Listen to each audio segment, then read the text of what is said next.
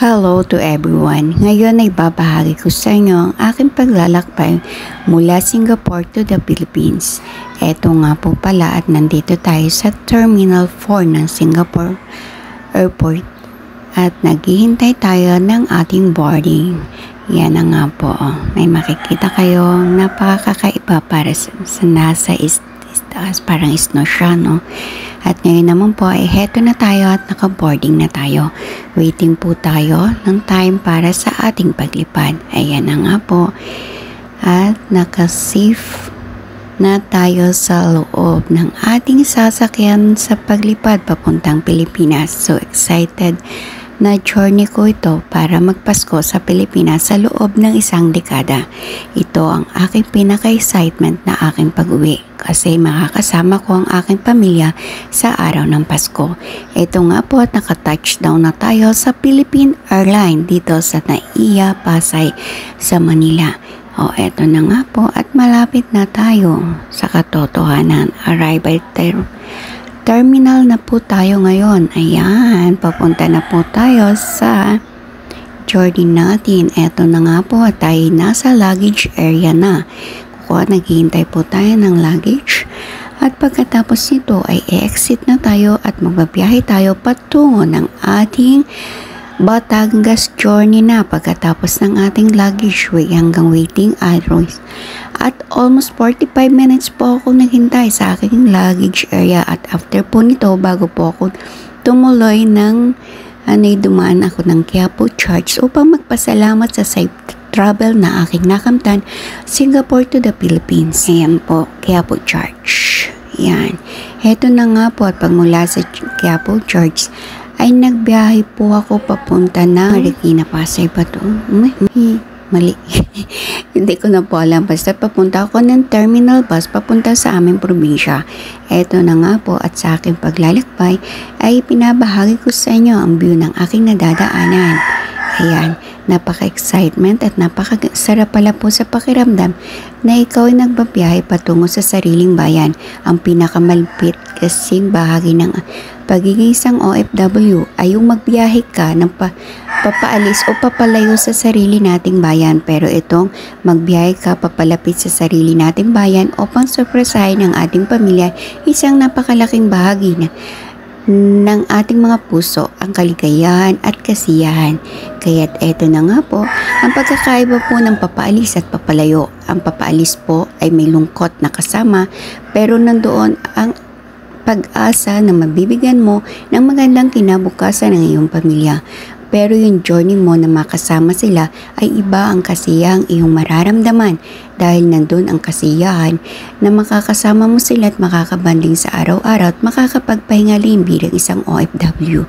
Sa buhay ng isang OFW, maraming mga balakid at mga pagsubok sa araw-araw nating hinaharap.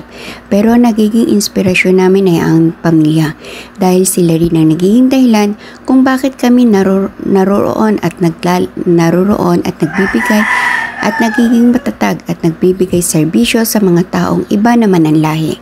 Pero naroon man ang mga pagsubok namin sa araw-araw, pero pinatitibay kami at lakas ng loob sa mga pangarap at layuning maibigay ang mga pangangailangan ng ating pamilya.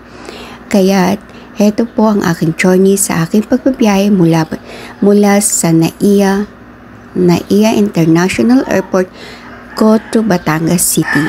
Batangas City at mula po sa Batangas City ay magta-travel ako by shipping. At ito po ang aking journey. Sana po isamahan niyo ako sa journey kong ito.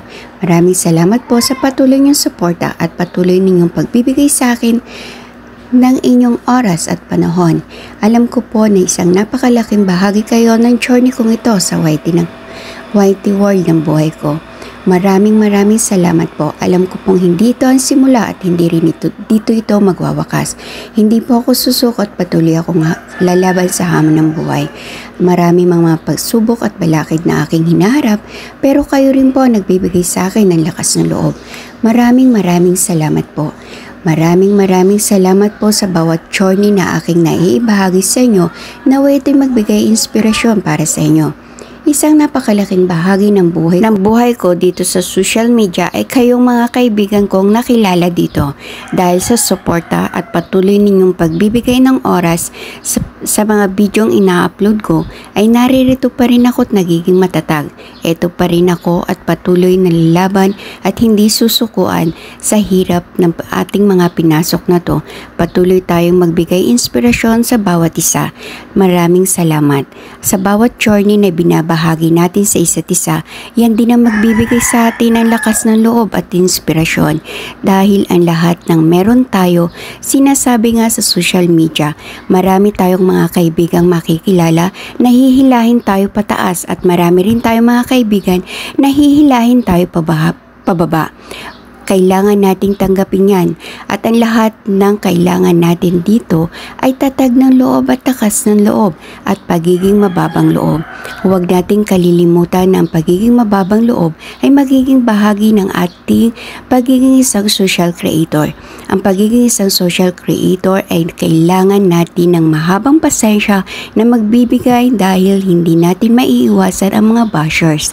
Ang mga bashers na rin ang magbibigay sa atin ng lakas ng loob upang harapin ang lahat ng hamon ng buhay.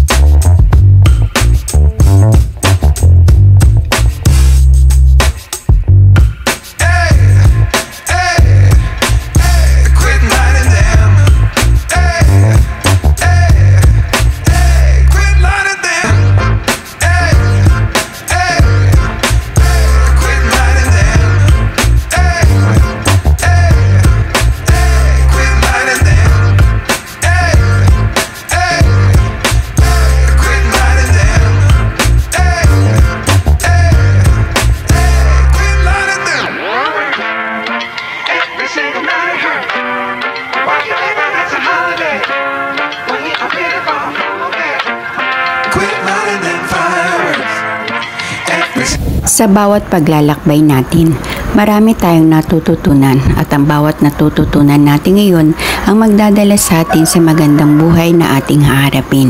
Marami tayong mga pangarap sa bawat paglalakbay natin, nandoon man ang mga pag-asa at nandoon man ang ating pindadaan na pinanghihinaan tayo ng loob, pero naroon din ang pag-asa na tayo ay may magandang kinabukasang ating dadatnan sa ating pupuntahan.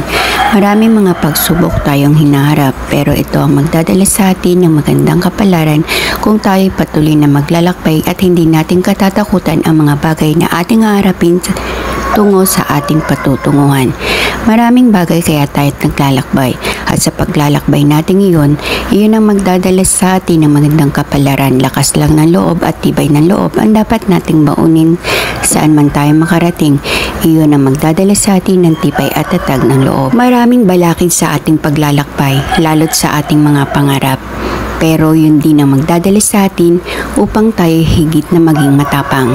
maging matapang na harapin ang lahat ng mga pagsubok na dadaan at sa ating mga balakid na daanan patungo sa ating magandang layunin. Basta't lagi lamang nating iisipin na may maganda tayong layunin at wala tayong nasasagasaang tao, pagpatuloy natin ang ating mga pangarap na iyon. Huwag mong bibigyan ng dahilan or paraan ang mga taong nakapaligid sa iyo upang sirain ang mga pangarap mo at mga layunin mo sa buhay.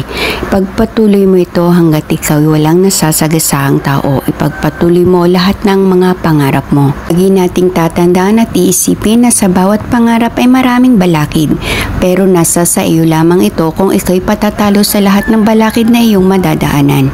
At sa bawat balakid na yon, sana ito'y maging daan para ikaw higit na maging matapang na harapin ang lahat ng hamon ng buhay na iyong haharapin sa pagtupad ng iyong mga pangarap. Katulad ng ating paglalakbay, minsan sa ating paglalakbay may mga balakid tayong madadaanan, minsan may magandang panahon at meron din minsan ay aabutin tayo ng sama ng panahon. Ganyan din sa ating mga pangarap, magpatuloy lamang tayo anuman ang sama ng panahong ating haharapin. Lakas at tibay ng loob at patiwala lamang sa nasa itaas ang dapat nating baunin at kasama sa lahat ng mga balakid na yon. Kaya't malalampasan natin ang lahat ng iyon, basta't magtiwala lamang tayo sa nasa itaas at higit ay sa ating sarili. Dahil wala tayong higit na malalampasan kung may tiwala tayo sa isa't isa, sa sarili at sa nasa itaas ang siyang magbibigay sa atin ng tibay at lakas ng loob upang harapin ang lahat ng hamon dito sa mundong ating ginagalawan. Ang lahat ng meron tayo dito ay ito'y mga pagsubok na ating hinaharap. Ito'y parte ng ating mga pangarap at parte ng ating buhay na kailangan nating harapin ang lahat ng mga hamong iyon dahil ang lahat ng iyan ang magbibigay sa atin ng tatag ng loob.